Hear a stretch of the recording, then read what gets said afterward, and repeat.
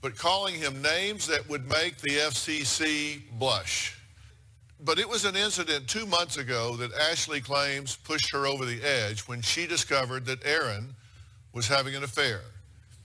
She confronted him via text. Here's an excerpt. What is her name? How many times? Aaron, I don't know, like 10. Ashley, I swear to God, I'm going to blanking gun you down in a blanking street. Fortunately, Ashley didn't shoot Aaron that night, but let's hear what she has to say. My husband and I have been fighting since the day we got together. When my husband and I fight, I will always go to a level 10. I will call him lazy, stupid, retard. The list goes on and on and on. My husband likes to press my buttons and instigates me. I have extreme rage. When I'm really angry, I want to see my husband in physical pain. I want his body to feel the pain that my heart feels. When I get angry, it sounds like, are you serious right now? You're making up in your own head. Understand that. Like, I will kill you. We've already talked about you. Let's move on. It is serious. In the last 6 years, we have had over 100 physical fights. I am the aggressor. When I get to the level of rage, I will black out. I will hit him repeatedly in the face, in the chest, in the back. I scream to the point of losing my breath. My fits of rage can last an hour. I wonder every day if I am truly bipolar or if I'm just a crazy bitch. My rage is the #1 thing keeping this marriage from being successful. Ashley's husband, Aaron, is a former Marine, and some may wonder why he puts up with Ashley's abuse. Here's his side of the story. Ashley does go 0 to 60 in the matter of moments. Out of nowhere, she'll get angry and upset. There's no gradual escalation here. All of a sudden, she just goes boom. It's like a Dr. Jekyll and Mr. Hyde. It scares me. The physical abuse began soon after we were married. She's closed fist punched me in the face. She's throwing the baby gate down the stairs, throwing end tables around. She'll punch the walls. She'll be inches from my face, screaming to the point where her face is turning completely red. What? You're delusional. You'll see veins popping out. It's frightening. And she rages in front of the kids. During one of the fights, she actually came at me while I was holding my son. It scares the hell out of me because they're defenseless. Our son especially is afraid of her. She'll get up in his face and she'll scream at him. He has a tendency to try to get away from her as much as he possibly can. I was physical with my wife on one occasion. She pinned me in a bathroom and we were fighting it. I had to push through her arm, which ended up getting scraped up on the door frame. Other than that, I've never laid a hand on her. I think my wife's rage is definitely out of control. I'm desperate for help because it doesn't seem like Ashley listens to anybody. But she thinks Dr. Phil is the only one that can save us right now. Well, I'm certainly going to give it the old college try. So tell me, why are you doing this? I don't really know. Honestly, I mean, I know that I'm really mad, and a lot of times I feel like it's justified. Probably 50% of the time it's not justified. A lot of times he eggs me on. He'll come in there and push my buttons. Okay, that is such a flawed statement, but I'll get back to that in a minute. Why do you think this is going on? I think it's going on basically because she doesn't feel validated in whatever we're doing, or you know, she gets frustrated and doesn't know how to, I don't know, how to deal with it. So what gives you the right to hit him? What gives you the right to rage like this? I mean, seriously, who told you that you were entitled to behave in this way? I honestly don't think I have the right. No, that's not true. You do think you have the right because you claim the right and then you assert the right. So don't tell me that you don't think you have the right, because you do. Yeah, you're right. Brains and smarts and ways about me go completely out the window. I don't care. I will even say it. I don't care. Mm-hmm. And then afterwards, I hate myself. And I usually go and hide in a closet or a bathroom and completely tear myself apart. What does that mean? How do you do that? When I was younger, I used to, like, try to give myself wounds. I wouldn't cut myself, but I would, like, hit myself with, like, things or scrape myself. I didn't know how to express my feelings. Do you do that now? You say you go in and try to tear yourself apart. Do you go in there and hit yourself? Do you hit the wall? What do you do? Well, when I hit the walls and stuff, it is because I'm trying to keep it in. I'm trying to keep from hitting him. I slam doors, I throw things, I do that because I'm trying to stop. I try. It just feels like I'm choking on my anger, literally. So what are you so angry about? You sometimes pound on him and only stop when your knuckles hurt, right? What are you so mad about? I don't remember. I black out. He triggers me. It can be because I'm talking to him about a normal conversation, and then he said he'll stop talking to me. One big trigger for me is he'll literally stop talking to me. And all of a sudden, something in me just done, and I see red. Well, I strongly suspect it doesn't just happen that quick. It ramps up. It ramps and up, but he then sees that's that. the final. So, you know, my dad used to tell me, don't ever miss a good chance to shut up. And I get the sneaking suspicion that sometimes it's better off for you to stop talking. It's a lot better off because it doesn't matter what I say. She'll just turn whatever it is that I'm saying around on me. Yeah, well, don't sit here and act like you don't say things along the way. Were you upset that he brought you a flower? Kind of. Yeah. I felt embarrassed. I don't know how to handle affection. Let's take a break. If Aaron is committed to his marriage, why is he hanging around models and sending text messages saying, "Hi, sexy"? That doesn't help. We'll talk about that after the break.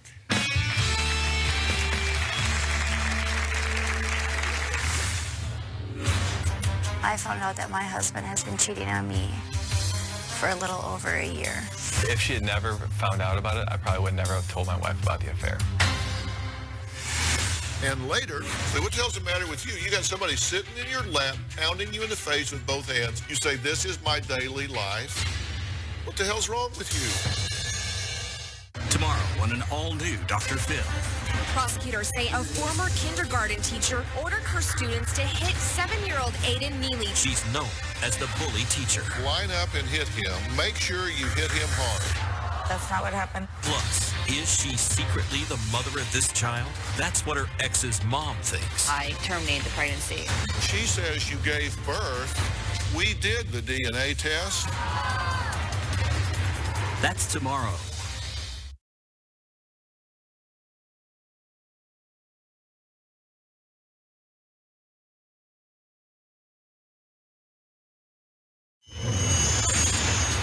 I have severe trust issues with my husband. The main issue in my marriage is the lack of trust from my wife. She always kind of treats me as either a child or a subordinate in some way. In my husband's career as a photographer, he has shot women for fashion photo shoots, which have caused major issues in our marriage. Then I felt like the girls were going to try coming on to him or hitting on him, and then he was going to try and sleep with them. I have done some pretty heavy spying, snooping. I have hacked his emails, voicemail, searched his phone, put find a phone on his cell phone. I've read his tablets. You name it, girls, it's been done.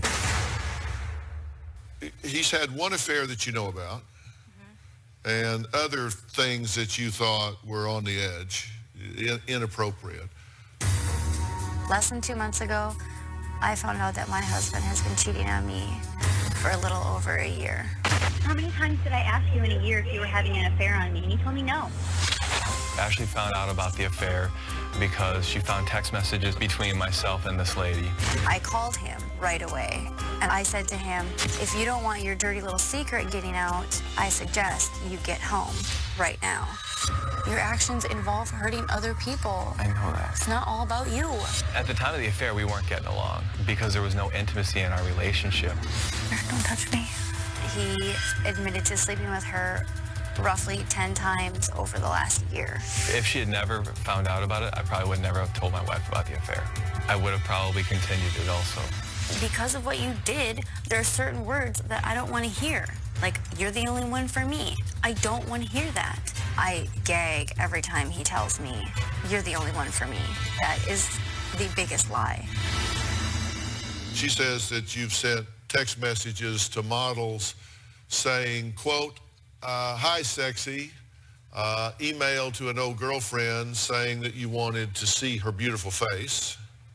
Voicemail in Erin's phone of a female saying, I can't wait to see you. A picture of a naked woman in your cell phone. Text message to a woman saying, I'd love to see you rolling around in the dirt wearing next to nothing. And text messages to another woman with sexual innuendos and a picture of genitals. Yours or hers? Mine. Okay. These are the things that you found. Yeah. How'd you feel about all that? Oh, I was mad. I confronted him on all of them. Uh-huh. And what was your response? I don't have any defense to that. I mean, I said, you're right, you know. Depends on which situation that we're talking about. Everything basically before the affair, I was trying to justify it somehow. Like saying to someone that they look sexy, I'm trying to justify it with models are very self-conscious and you need to make them feel good because they're constantly comparing themselves to what they see in my portfolio or other people's portfolios. So I'm just trying to make them feel good. And she threw the flag on that, right? yes, Okay, so that what was really going on?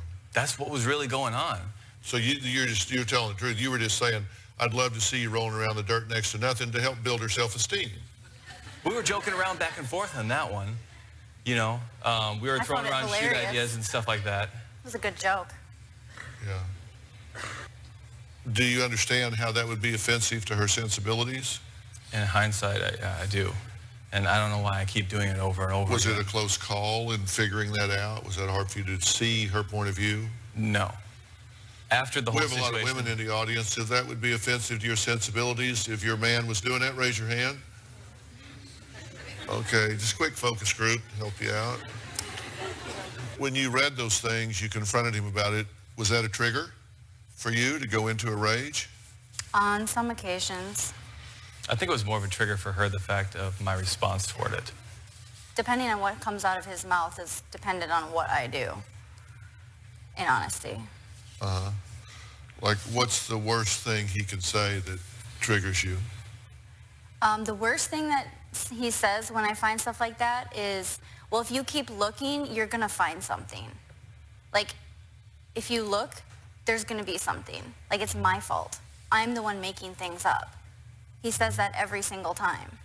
And I said, well, I'd stop looking if I stopped finding things. I wouldn't feel the need to snoop if there wasn't evidence. Do you have a way of expressing your anger that's nonviolent?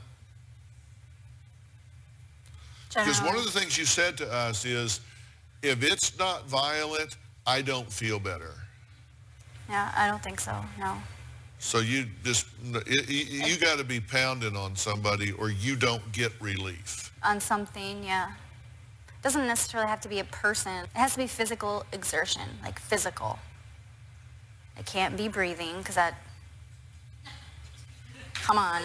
I can hardly breathe, let's be serious. I don't have time for that. You don't have time For breathing, no. for breathing? No. You mean breathing exercise? Yeah. You're counting to 10 or calming yourself. Yeah, or counting to whatever. 10, that's for kids. I can't do that. Because you're much more mature than that. Probably not. Yeah, you're, okay. Point taken. I have a very important question for Erin. If he's such a tough military guy, why is he putting up with all this abuse? I think my husband doesn't call the police on me because he knows that I will manipulate my way out of it. Like, really? I'm doing damage? I don't think so.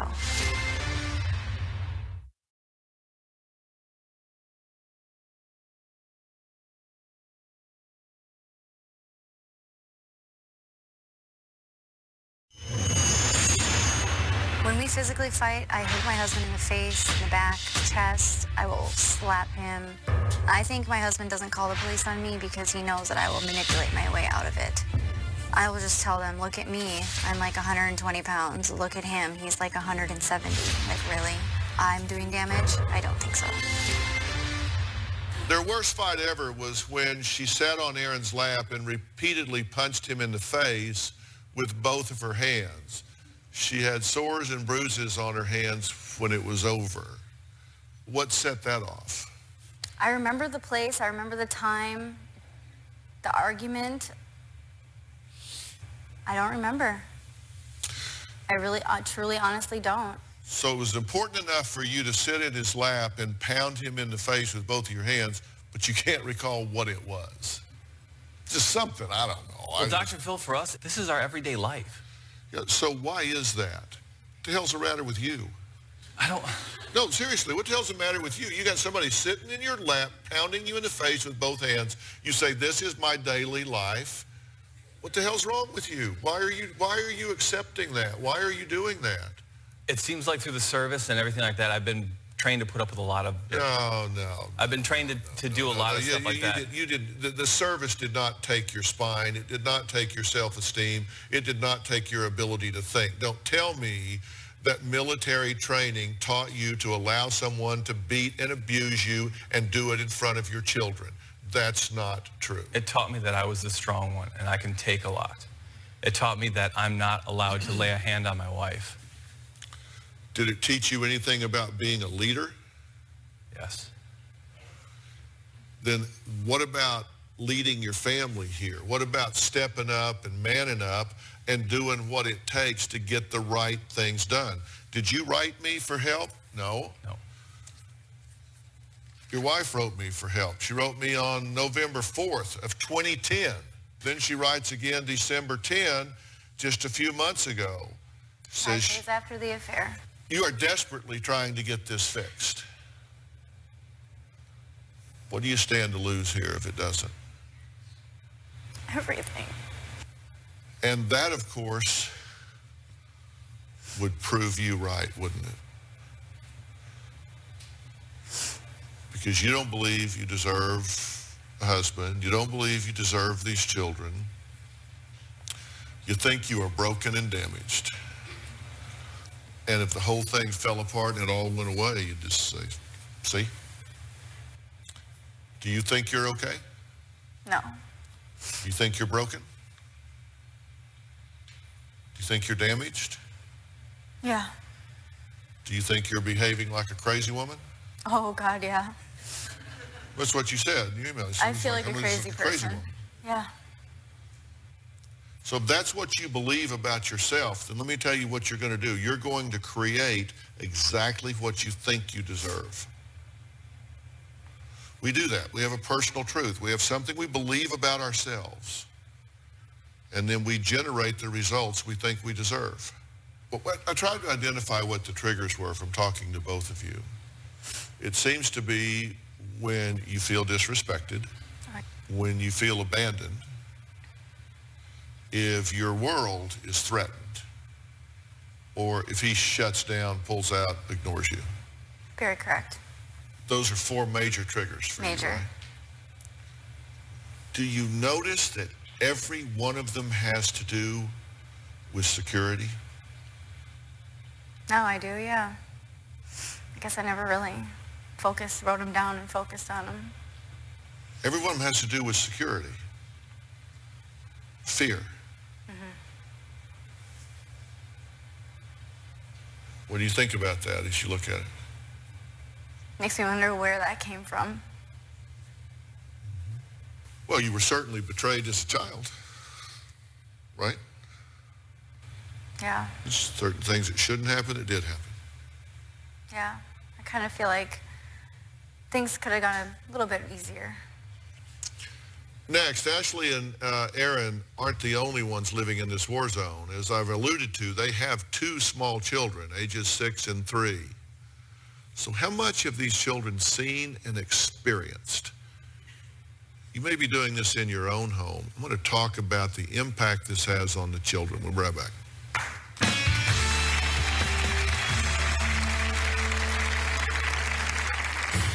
I do favor my daughter over my son. She's a lot easier. My daughter is a lot easier. She's easygoing. She's just happy. My son is exactly like me.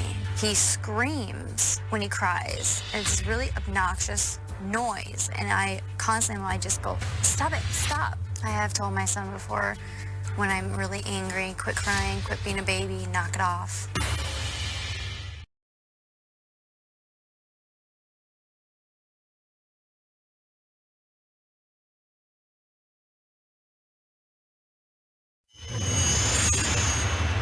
We always fight in front of the kids. We live in a very turbulent household. I have stood over my son and yelled and screamed at him in his face at the top of my lungs many, many times. And I still do to this day.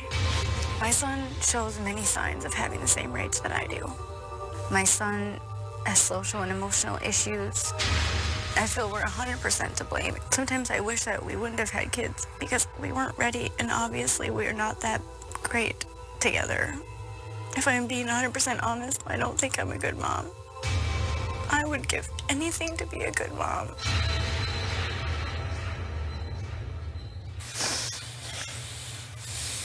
So where are you falling short? My behavior, I yell at him. When I get scared or emotional for him, I will grab him and like squeeze his arm really hard, like stop, you know, like if he's embarrassing me, like at the airport, like he wouldn't go down the escalator because he was scared of it. And there was a crowd of people behind us, you know, and I just grabbed his arm and I was like, you need to come with me right now and just stop it. I will help you, you know, and it's not telling him that he can trust me. That's telling him be afraid and come now. And I know that in my head, but my body is just doing something different. I'm not treating him right, and I've been doing it since he was a baby and a kid. And how's he doing with his rage? Not good. He screams. When he gets angry, he used to just scream, I hate you, you're the world's worst mommy, I don't love you, and stomp, throw things. He has social, emotional issues. His school told him that he had anxiety, depression. I mean, I don't know if he really does, but. Well, children learn what they live, right? Yeah. So he's modeling and mimicking you. Mm-hmm. And where are you when all this is going on? I'm usually sitting there too. You know, I guess I kind of take a backseat because Ashley's a mother. She's had, you know, education and childhood development and stuff like that. I haven't. I'm kind of like, I don't know, I'm kind of lost when it comes to all this kind of stuff. But when I see stuff like that, you know, I'll be telling Ashley, hey, you know, settle down. Can you tone it back a little bit? You know, just basically back off. And one of her big triggers is whenever I say settle down. You're backing off and staying out of it because you don't want to pay the price, right? So I'm going to get hell for this. I step in, she's going to do this. She's going to turn on me. It's going to trigger. It's going to go. Well, yeah. Well, yeah. So 6-year-old, 3-year-old, the hell with you. I'm saving myself. How selfish is that? You need to man up. I mean, she's over there abusing these children, yelling, screaming, jerking, and yelling, and you're saying, oh, I'm not wading into that. I'll get the same thing. You do whatever you have to protect the children. It is already showing in your son, correct? He's yelling, he's raging, he's stomping his feet. The school's saying he's having anxiety, and he is. He's freaking out because his world is scary. What is Ashley really scared of? I'll get to the bottom of that when we come back. This scares me when I hear stuff like this. Scares you enough to go and have an affair? Touché.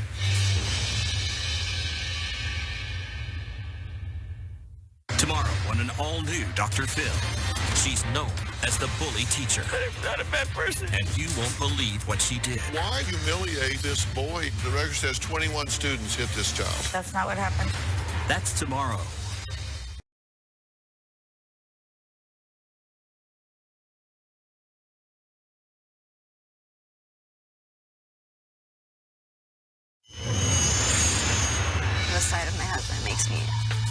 annoyed all the time.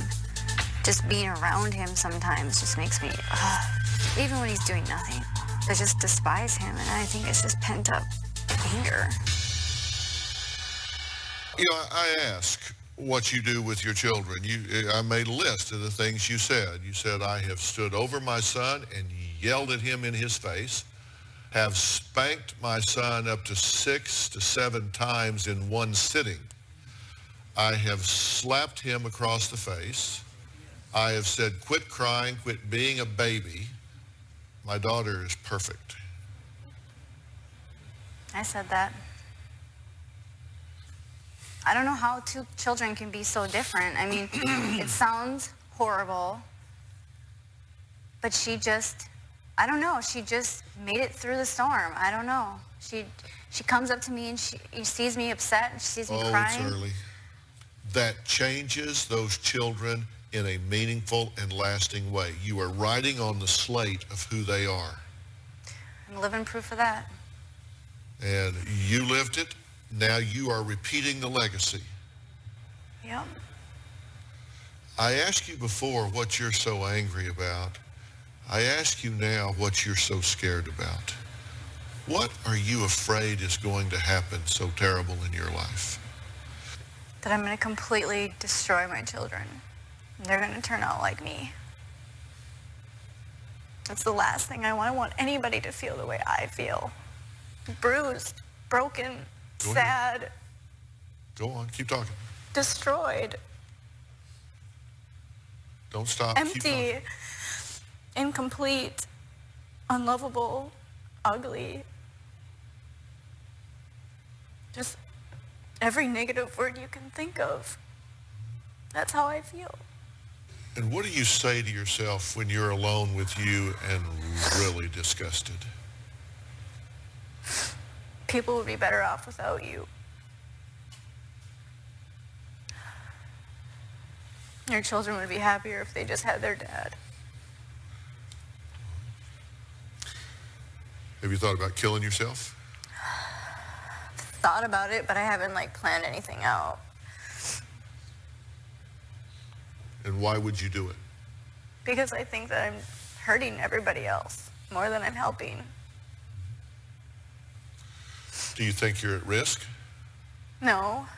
I know that I get angry, and sometimes I think I'm at risk of hurting my husband or collateral damage. I know that. I need to be realistic about that. You know the number one reason people give for killing themselves? They believe they're just a burden, that everybody they love would just be better off without them. Well, I do feel that way. I'm not going to lie about that. Yeah. Well, that's a first step down a really, really dangerous road. This scares me when I hear stuff like this. It just, I mean... Scares you enough to go and have an affair? Touché. Well, on that note, we'll take a break. Can Ashley and Aaron's marriage survive all of this? Can she survive all of this? And should this marriage and family even continue? Or is it time to just shut this down? We'll be right back.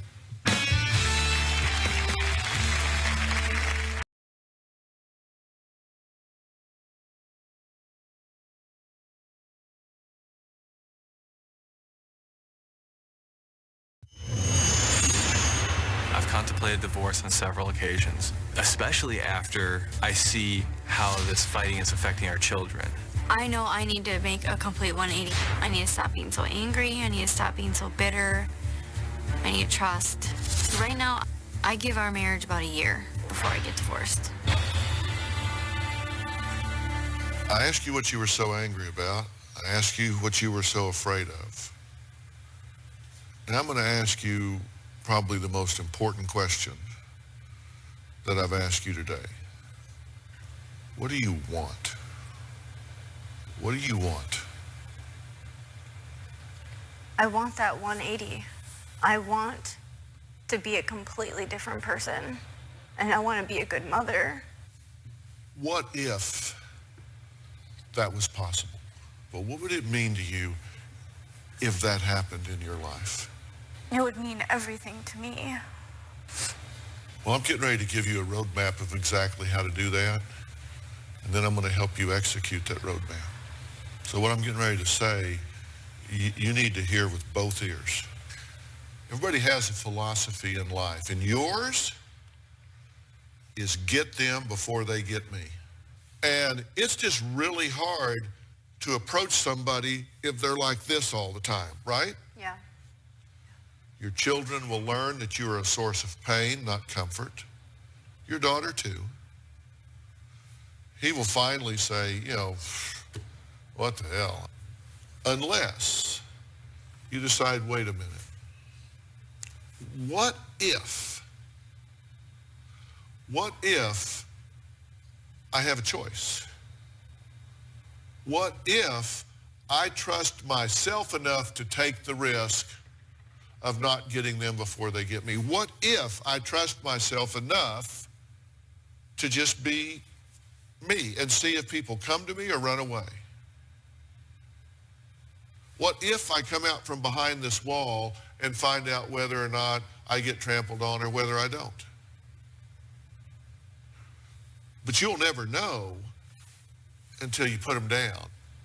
Tell me the 5 best things about who you are. I'm trustworthy. I'm honest. I'm loyal.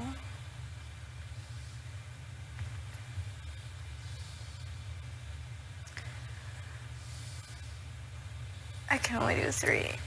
And you give me the Boy Scout oath. I'm honest, trustworthy, and loyal.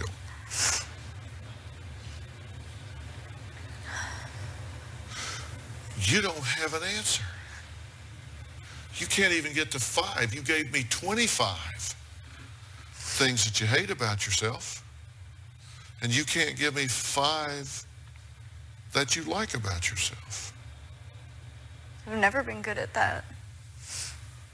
Your self-esteem is on the floor.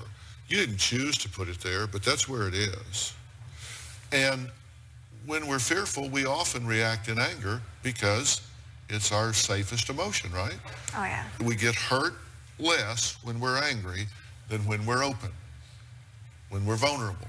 And so you're defaulting to anger to protect the self-esteem that you don't have any belief or confidence in. That is going to change. You've changed just being here today. You need help with this. You don't need couples therapy right now. You're not angry at him. He's just handy. I'm going to get you some help with this. I'm going to get you some help selfishly for you. I just want you to be selfish on your own behalf. I'm going to arrange for some very specialized help for you that's going to work on your self-esteem, your self-worth, and a whole lot of forgiveness. And I'm willing to do that if you will look me in the eye and say to me, Dr. Phil, I deserve it. It's my turn. Dr. Phil, I deserve it. It's my turn.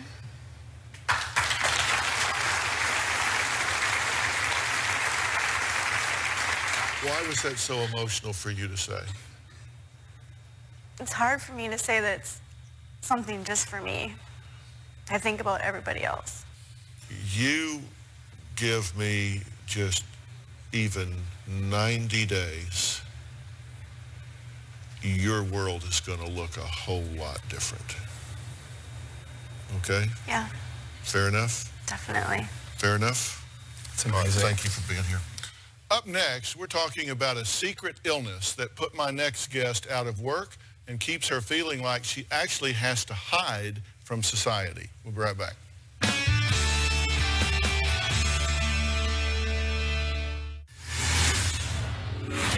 Picking clothes out every day is a struggle. I constantly have to make sure my sleeves are long enough, or if I do wear shorts, they go to my knees. And I avoid wearing dark colored clothing.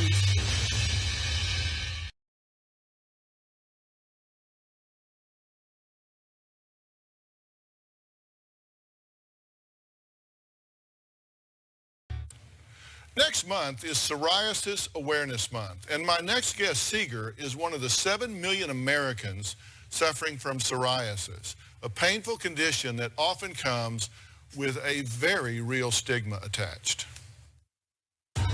I'm the 26-year-old mother of 2, and I've been struggling with a severe plaque psoriasis for almost 7 years. I suffer from this condition on my hands, my knees, my arms, my chest, my scalp, my face. I think and obsess about it all the time. It drives me crazy. On a daily basis, I have to take into consideration my psoriasis. I wear my hair big to conceal my psoriasis on my scalp.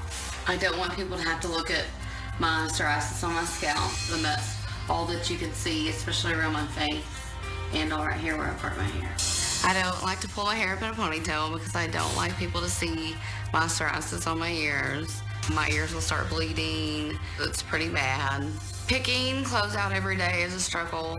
I constantly have to make sure that my sleeves are long enough, or if I do wear shorts, they go to my knees. And I avoid wearing dark colored clothing to avoid my psoriasis flakes from my scalp falling down all over me. I'm teaching my daughter that everybody is beautiful inside and out, and I wonder how I can be a good role model for her when I don't feel that way about myself. Well, on the tape with Seeger, and I thank you for being here, because this is something you kind of hide from, right? Yes. And you're not hiding. You're out here talking about it. And also joining us to talk about psoriasis is our very good friend, Dr. Frida Lewis Hall, Chief Medical Officer of Pfizer. Dr. Frida, take us through this. Talk about psoriasis. What is it? What do we need to know? Psoriasis is a chronic inflammatory disease. Basically what happens is your immune system mistakenly instructs skin cells to grow too quickly. And those overgrown cells collect in patches, or things we call plaques. And these plaques can be anywhere over your body. And frequently, as Seeger told us, the scalp, the elbows, the knees, and your torso or your chest are the common places. And you just mentioned that sometimes people are afraid that they might catch your psoriasis. Yes, they either think it's an infection or have some sort of like crazy disease. They don't know what it is. In fairness to people, if they don't know, do people, if they're around someone that has this condition, do they need to be scared? Is it contagious? Well, this is the perfect time to set the record straight. No. Psoriasis is not contagious. Not contagious. You can't catch it. In fact, research suggests that in order to actually develop psoriasis, a person has to have a genetic predisposition and also exposure to a trigger. And that trigger can be something like stress, an infection, an injury to the skin, or even certain medicines. About 40% of people with psoriasis, more so in women, minorities, and young people, really report experiencing social discrimination, like being refused service at hair salons, not being permitted to use public pools. You've felt the sting of this, right? Yes, I have. I've actually went into a cell phone store, and I was going to pay my bill and asked them a few questions that I had about my phone. And I put my hands up on the counter, and the lady that was working just went back for me after she seen my hands when I had a really bad flare-up, and she just went like this and like didn't want to, touch my phone or help me with my stuff. So, and being judged for how you look is bad enough. Even worse, when being judged has the kind of emotional distress that you just described, but also can aggravate your symptoms. The other thing is, though psoriasis alone is not enough, people with psoriasis also have an increased risk to develop other illnesses, depression, arthritis, heart disease, and diabetes. That's why it is so very important for people who have psoriasis to come forward, to speak out, and to get with a medical team that can help find the best treatment platform that may work for them. And I was really struck by your question. You said, what can I do to be a good role model for my daughter when I have this disease? So, for starters, to have the courage to be here, to tell your story, to help other people, what a wonderful role model that is for your daughter. So you should be really proud of yourself. In addition, You know, you're working to control all these pieces of psoriasis, so to get as much control over this disease as you can, but you also show the grace to accept those things that you can't and then to deal with those as best as possible. And importantly, and also something that you're doing today, which I think is absolutely critical, is that you are teaching your daughter that how you treat others is as visible and as impactful as any skin disease can be. How beautiful that is. And of course, Dr. Phil, there's so much to know about psoriasis and so many resources that people need. Of course, we invite folks, if they want to know more, to go to gethealthystayhealthy.com. Yeah. And listen, this gethealthystayhealthy.com is an absolute wealth of information, and they're going to find what they need on psoriasis on this site, as well as a whole lot of other things. And you actually write a blog on here, so we get to hear from you on there as well. And even better, so you get to hear from me, but there are dozens of experts that contribute to the site. So myself, but other experts. Yeah. If you haven't been there, it's gethealthystayhealthy.com. Put it on your favorites list. I have it on mine. All right, I'd like to thank all of my guests today, especially Dr. Frida Lewis Hall. And Singer, thank you for having the courage to come be kind of a poster girl for all of this. For more information on today's show, you can visit drphil.com. We'll see you next time. All right, great job. Great job.